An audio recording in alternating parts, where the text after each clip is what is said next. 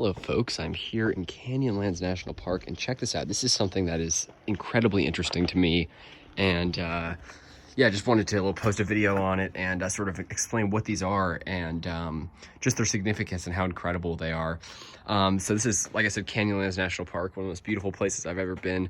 So I think it's the Green River over there, and then it flows into the Colorado down there, and it's called the Island in the Sky because it's actually an elevated mesa. A mesa is like a flat top mountain right where the two rivers meet. And the indigenous inhabitants of this area were known as the Ancestral Puebloans, and they not only live here for thousands of years, but they also started, built actual structures that today survive as ruins and quite well preserved also. So, you know, people say that, you know, a lot of people are under the impression that, oh, history here didn't start till Columbus, till colonization, but that's really not true. There's a lot of history here for hundreds, thousands of years before colonization. So these are Native American granaries built by the Ancestral Puebloans. And what these are, a granary is a grain storage unit. So these would be used to store grains, probably corn, various grains and food sources, and as well as water. And they would have like these weave baskets that they make from grasses and yucca. Actually, they have like yucca shoes apparently, which I find very interesting, as I'm a plant enthusiast, especially of this area as well.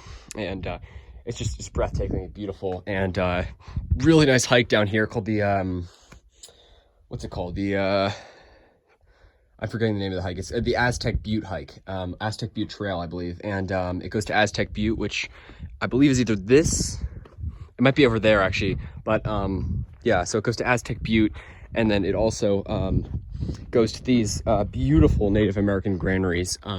And, you know, people might see this and think, oh, it's just a, you know, maybe a park shelter ruin or something like this. But no, these are actually around 1,000 years old. So these are probably built sometime after 1000 AD, and the sign said they're about 1,000 years old, so probably around like maybe 1050 AD or something like around then, which is just really impressive. You know, to think that there's something that survives from, you know, what's like the medieval period in Europe, but surviving here in the Southwest. So yes, there's a lot of history here, and there are actual ruins here. There's petroglyphs, there's pictographs, and there are actual structures. So obviously these aren't the most impressive. The most impressive are probably Mesa Verde National Park, where I'm headed tomorrow. So stay tuned for videos from there.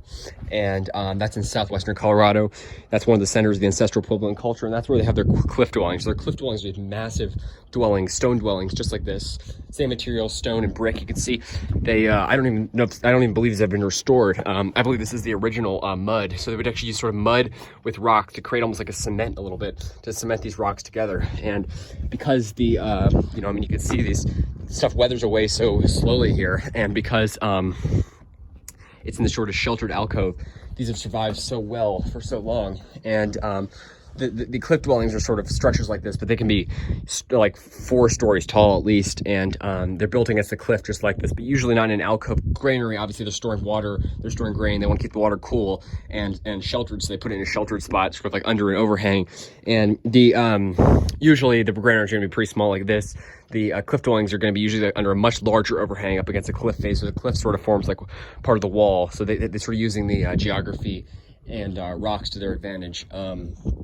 And it's just super neat to see here, and it's really special. These are the first Native American ruins I've ever seen here in the Southwest, and I've been in the mountains in the Midwest, which are really cool, but these are really special, and I can't wait to see more of them. And it's something that really, really intrigues me. I love poems. I also love ancient history, specifically indigenous history, and ruins like this in the Southwest I think are just super duper neat. And another thing that's really cool, I didn't even notice this, my dad pointed this out. They have the original wood preserved here. Can you believe this? So often when the Native Americans would make stuff like canoes or stuff like that, they'd burn the wood to sort of get away any of those like loose places that would give you splinters. They would sort of like almost burn away any of that loose wood debris that would sort of be on the surface, and sort of flatten it out. So you can see they've actually, this looks like it's been charred here. And again, this looks just like it did. You might wonder, how on earth does wood survive here? Well, it's not a wet climate. It's a very, very dry climate. You'll see trees here that have been dead, like that one, for example. That tree's probably been dead, possibly for thousands of years. You'll see bristlecone pines, and I'm not just making this up. They actually are, you'll see dead bristlecone pines and other junipers and trees like that have been dead for thousands of years. And obviously a lot of the living ones are thousands of years old too. The bristlecone pines live up to 5,000 years old, and this is only a 1,000-year-old structure. So the original wood is surviving from this. And I think this is really, really special. And let me know what you guys think. I would love to hear your guys' reactions to this. And obviously, I'll be posting what, you know, we might find a lot more impressive structures from Mesa Verde, but I think these are pretty darn neat. And they're sort of, Mesa Verde is, you know, that is the attraction of the park. It's stunning, really beautiful, but it was the only park preserved for history and not for nature, the only national park. And it was preserved for this, you know, incredible cliff dwellings. This is a park that's, you know, famous for its, as the name implies, the canyons, the Canyonlands. But there are actually lots of Native American ruins, pictographs and petroglyphs, etc., in the park that are sort of little unknown gems, and not a lot of people come here. So you can see there's no one here right now. So I think it's very special, and it's something that I really love, and just want to share that with you all. And super cool. So these are 1,000-year-old structures. People think, oh, this can actually be 1,000-year-old. Yes, I don't even think this has been restored. This is 1,000 years old. And you can see it's sort of sand is built up in there, sort of, because this is, you know, the stone, I guess, has sort of, you know, it erodes incredibly fast. You can see here, it erodes very fast. And you can see the sand sort of built up in here. But originally water, grain, and other food staples would be stored in there. So very cool.